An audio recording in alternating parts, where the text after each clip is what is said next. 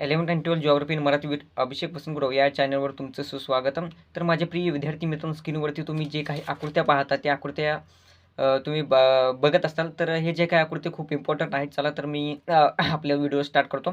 तर जे काही आकृती आहेत त्याच्यामध्ये चतुर्थ आर्थिक क्रिया असेल, पंचक आर्थिक क्रिया असेल, रेषीय वस्ती असेल, वर्तुळाकार वस्ती असेल, लोकसंख्या संक्रमण सिद्धांत असेल, विस्ताना वैलिंग मनोरा असेल, वा चालन वस्तूंचे सेवांच्या तरतुदी असेल, भूगोल अभ्यासकाचे कौशल्य असेल, पायाभूत सुविधा आणि उत्तेजनाच्या ज्या काही तरतुदी आहेत, उत्तेजनाच्या ज्या काही तरतुदी आहेत ते पण आहेत.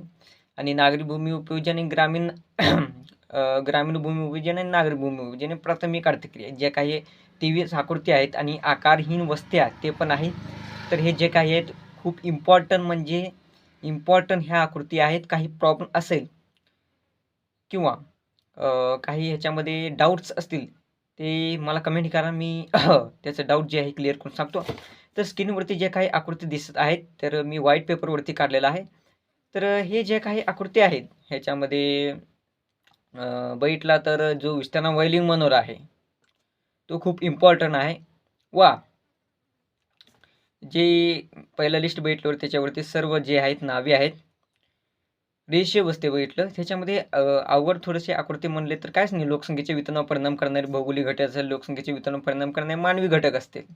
हो ना, हे ज्या काय आहेत हे आकृती आहेत. ह्याच्यामध्ये काहीच म्हणजे डाऊट वगैरे काय दिसत नाही मला.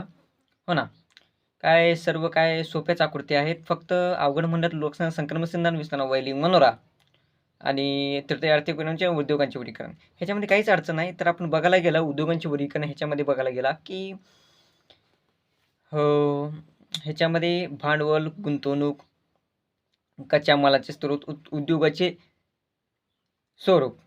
हो ना, कच्च्या मालाचे उद्योगाचे स्वरूप ह्याच्यामध्ये काहीच प्रॉब्लेम नाही. तृतीय आर्थिक क्रियांच्या ह्याच्यामध्ये बघायला गेला तर व्यापार आणि वाणिज्य असेल, वाहतूक असेल, संदेशवहन असेल, इतर सेवा जे काहीच म्हणजे काही प्रॉब्लेम नाही. जर प्रॅक्टिस केला चांगल्या प्रकारे आपण प्रॅक्टिस केली तर practice is the most important in the life. तर प्रॅक्टिस केली चांगल्या प्रकारे ते येतं.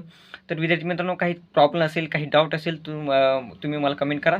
तर हे जे काही स्क्रिप्ट आहे मी हे केलं आहे. ह्याचे जे आणि एक ह्याचे आकृतीची जे काही हे असेल व्हिडिओ ते मी यूट्यूबवर अपलोड करेन एकदम क्लिअर HD.